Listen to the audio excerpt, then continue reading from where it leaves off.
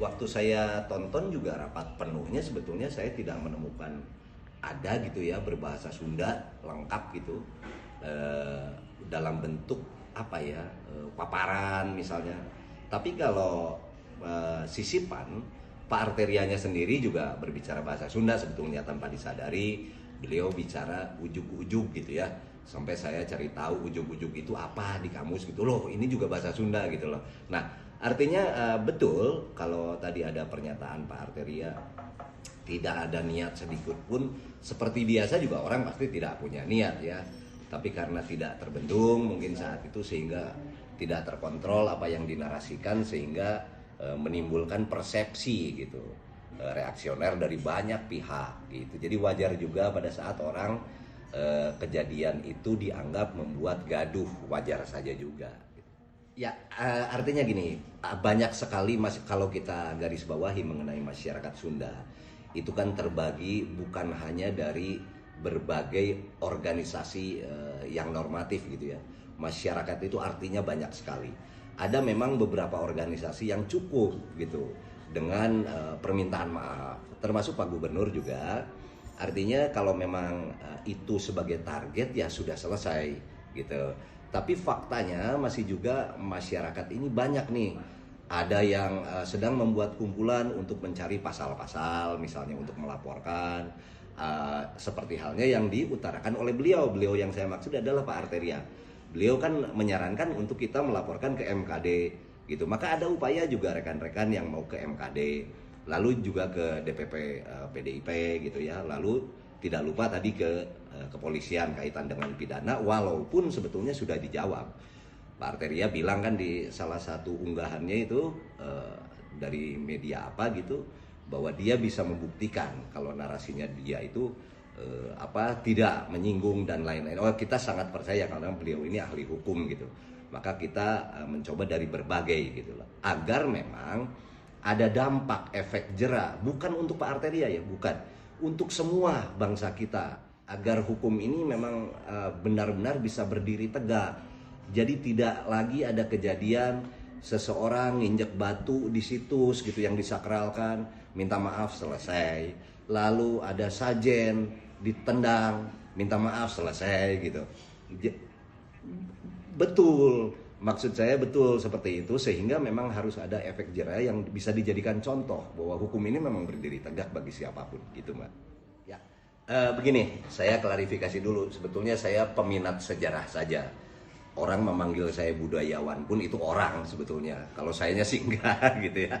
Nah, berkaitan dengan bahasa, saya jadi ingin tahu sebetulnya aturannya seperti apa. Saya bertemu kemarin ini langsung juga dengan kakak saya gitu ya, salah satu juga anggota di DPR lah di sana, bahwa selama rapat itu dimengerti oleh seluruh peserta rapat, bahasa apapun, mau bahasa Inggris kayak bahasa Jerman, sebetulnya aturannya tidak ada. Pada saat ada satu kalimat atau satu kata yang tidak mengerti juga sebetulnya bisa diajukan untuk diulang atau dialih bahasakan. Artinya sangat tidak substansi menurut saya. Mencerminkan kekayaan yang ada di Indonesia ini, justru jadi kontraproduktif sebetulnya ya. Kalau memang harus satu, karena betul. Jadi ada begini Mbak, yang menarik ini kan kita harus kembalinya tuh di Sumpah Pemuda ya, menjunjung tinggi di situ. Nah, pada saat menjunjung tinggi bahasa persatuan yaitu bahasa Indonesia, artinya kan ada sebuah kefahaman dari para pendiri bangsa bahwa memang kita itu akarnya sudah berbeda. Maka kita menjunjung tinggi, bukan berbahasa satu bahasa Indonesia ya, tapi menjunjung tinggi. Kita memang harus menjunjung tinggi bahasa nasional.